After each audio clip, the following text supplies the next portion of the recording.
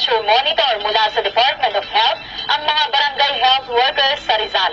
Layunin ng nasabing programa na makatulong ang mga health worker sa pag-monitor sa mga mayroong hypertension. May detalye si Edna Martinez.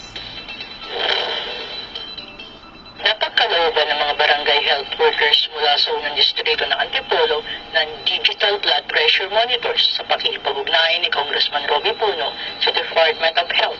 Ang mga barangay health workers ang magiging katuwang ng Department of Health upang ilansad ang programa nilang pangkahalatang kalusugan na magbubonitor sa mga nanay upang maiwasan ang hypertension habang nagbubuntis. Gayun din sa pakikipag-ugnayan ni Congressman Robby Puno sa TESDA, Rizal, nagsipagtapos naman ng mga trainees mula sa Barangay Santa Cruz at Barangay de la Paz ang kanilang TESDA training sa Bread Making NC2 mula sa programa nilang Special Training for Employment Program.